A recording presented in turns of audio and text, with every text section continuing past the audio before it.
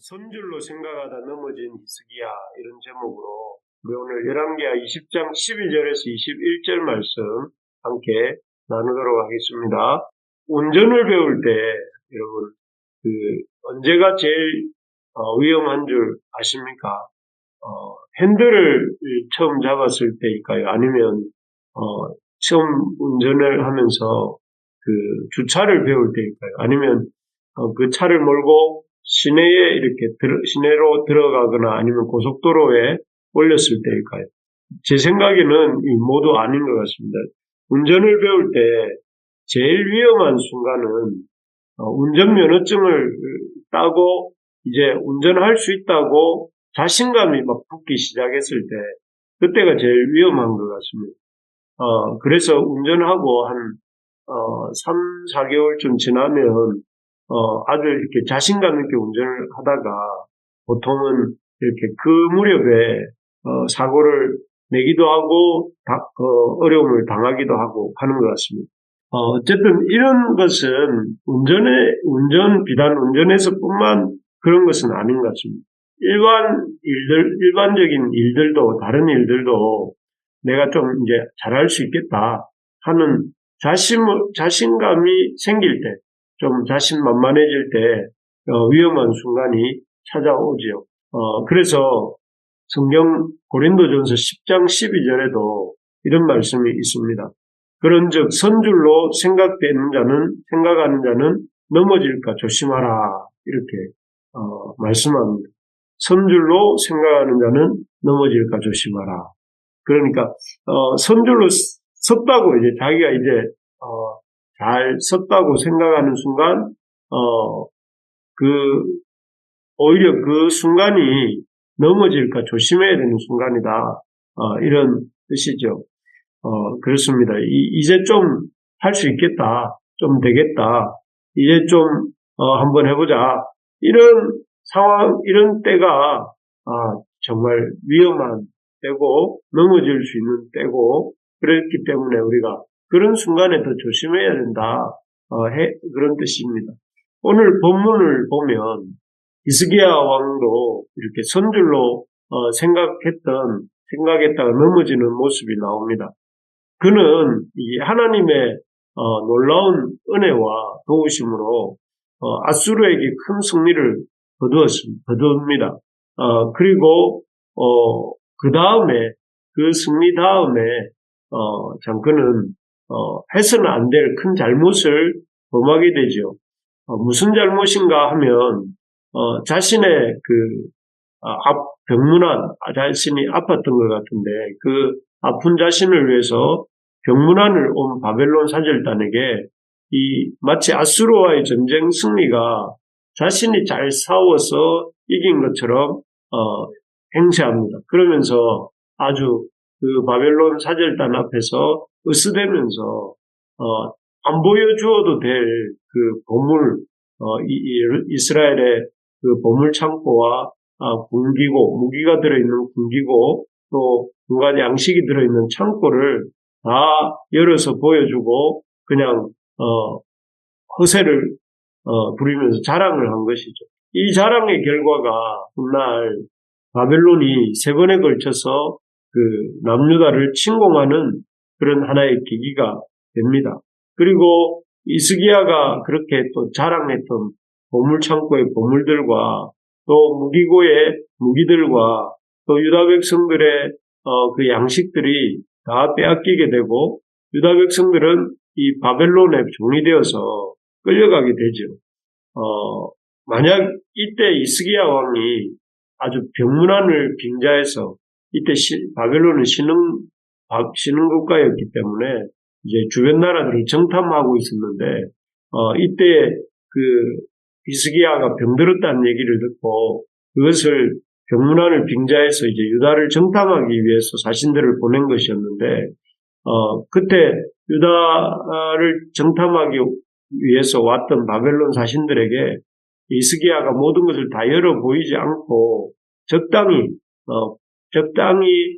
보여주고 그냥 창고 정도만 보여주고 보물고나 무기고를 보여주지 않고 이렇게 보냈다면 그들이 유다의 어떤 그런 재력이나 경제력이나 또는 그런 이 군사력에 대해서 이렇게 이 판단을 쉽게 하지 못하고 이렇게 조심하면서 쉽게 보지 못했을 것입니다. 하지만 히스기야가 그야말로 있는 것 없는 것을 다 바벨론에게 바벨론 사절단에게 보여줌으로써 이 바벨론은 유다에 대한 평가를 내리게 되고 또 그로 인해서 훗날 유다 침공을 감행하게 되죠. 왜 히스기야 왕은 이렇게 분별력 없이 병문안을 가장해서 유다를 정탐하러 왔다 하는 사실점은 알 수도 있었을 텐데 그 바벨론 자신들에게 보물 창고와 무기 창고 그리고 식량 창고에 있는 모든 기준품들을 다 이렇게 보여준 것일까요? 이렇게 보여준 것의 결과가 우리에게 주는 교훈이 무엇일까요? 먼저는 히스기야가 바벨론 자신들에게 보물창고와 또 무기창고 또 식량창고를 다 보여준 것은 자만심 때문이었고 그 자만심 때문에 참 큰 낭패를 보게 된다 하는 것입니다.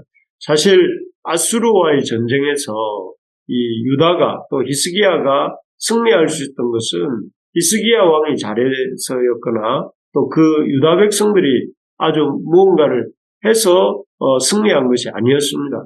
그 전쟁에서 이 아수르와의 전쟁에서 유다가 또 히스기야가 승리할 수 있던 유일한 원인은 이 하나님의 개입하심이었습니다.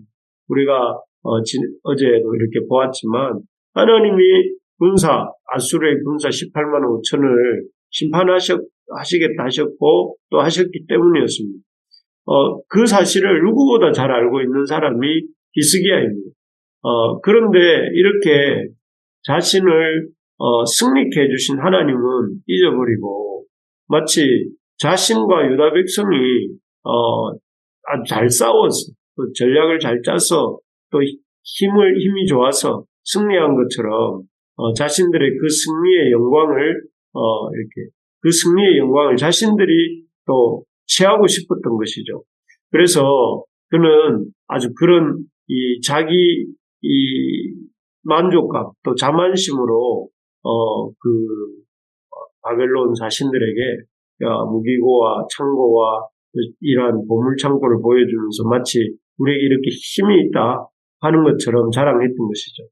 참으로 우리가 잊지 말아야 될 것이 우리는 정말 조그만 틈이라도 생기면 하나님보다 자신을 높이는 데 익숙한 그런 존재다 하는 것입니다.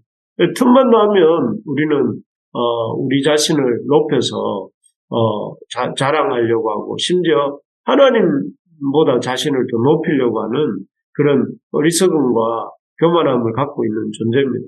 그렇기 때문에 에덴 동산에서도 아담과 하와가 이렇게 하나님이 먹지 말라 하신 그 선악과를 먹게 된 이유도 하나님 같이 되고자 하는 마음, 하나님보다 자기를 높이고자 하는 그런 마음이 그 속에 있었기 때문이고 그런 끊임없이 하나님보다 자기를 높이려고 하는 그런 마음들이 우리 속에 있기 때문에 우리가 참 그런 교만한 마음을 우리가 갖고 있는 존재라는 사실을 알고 그 교만한 마음을 우리가 다스릴 줄 알아야 됩니다.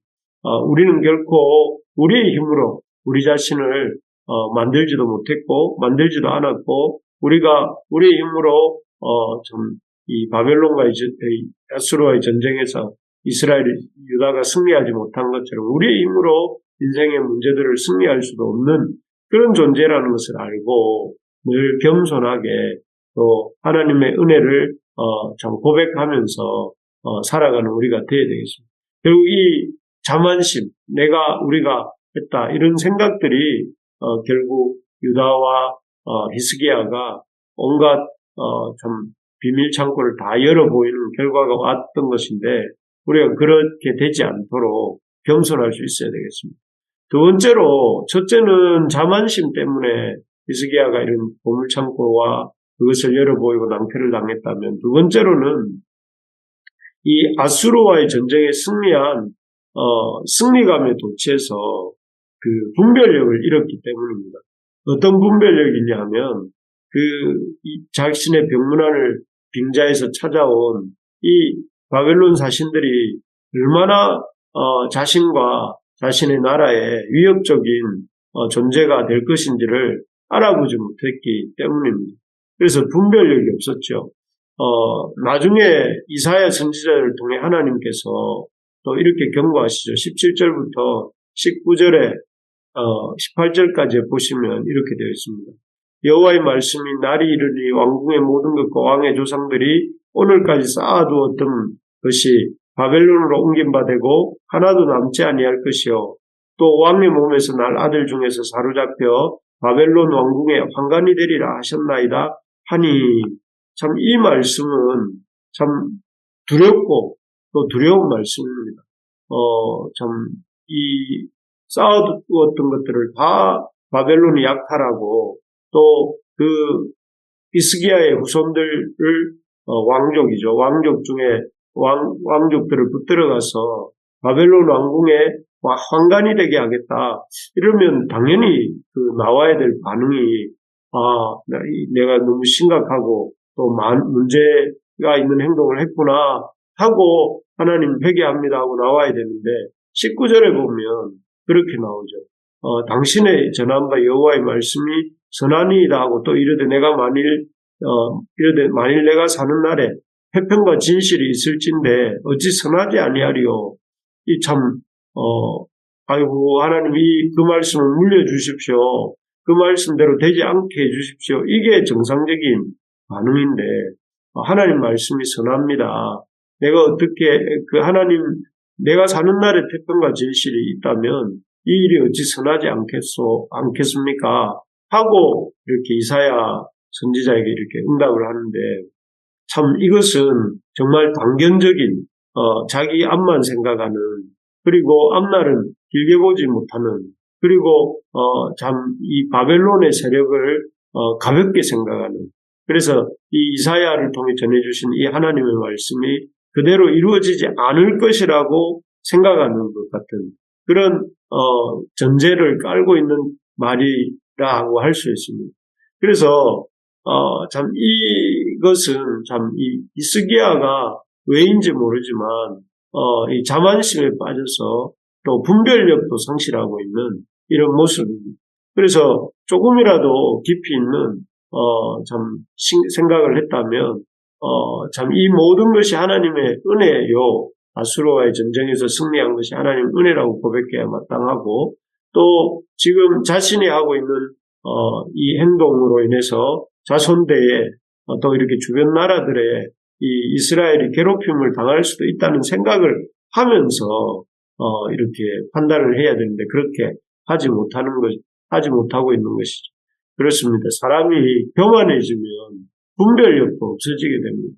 교만해지면 앞으로의 긴 날들도 어떻게 진행될지 보지 못하게 되고, 또 보지 못하기 때문에 잘못 대처하게 되는 것이죠. 그리고 그 결과 이렇게 많은 수치와 부끄러움을 당하게 되는 것입니다. 그렇습니다. 우리가 기억해야 될 것은 자만심을 버려야 됩니다. 특별히 하나님 앞에서도 교만하면 안 되고요. 무엇보다 하나님 앞에서 교만한다는 것은 하나님을 참 이렇게 이 하나님의 대적이 되는 것이고, 하나님 앞에 참 이렇게 멀리함을 당하는 것이기 때문에 우리가 교만하지 말아야 되겠고, 동시에 사람 앞에서도 교만하지 말아야 됩니다. 별거 아닌 것처럼 상대방을 생각해서 안 되고, 사람들을 앞에서도 별거 아닌 것처럼 보이는 사람들이 혹 있을지라도 그 사람들 앞에서조차도 겸손하게 행해야 됩니다.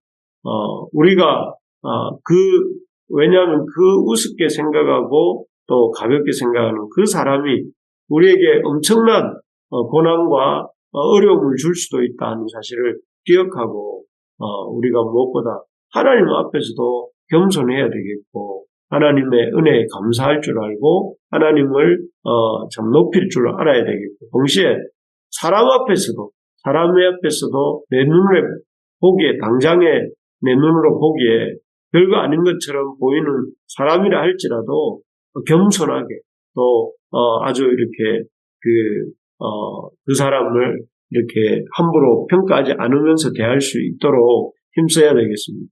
그렇게 할 때 우리가 큰 고난과 큰 어려움을 미리 막을 수 있고 또 하나님 앞에서 사람 앞에서 또 부끄러움과 수치를 당하지 않게 되고 더 나아가서 그 사람과 그 사람의 인생과 그 사람이 모든 것들이 지켜지고 하나님의 복을 받게 된다 하는 것입니다. 바라는 것은 우리 모든 부르심의 가족이 선줄로 생각하지 말고 너 참 언제든지 우리의 참 서게 되신 것이 서게 된 부분이 조금이라도 있다면 그것이 하나님의 은혜인 줄 알고 하나님께 감사하고 또 우리 주변에 있는 사람들에게도 가볍게 대하지 아니하고 늘 참 존중하고 귀하게 대우할 줄 아는 그런 우리 모두가 되기를 주님의 이름으로 축복합니다.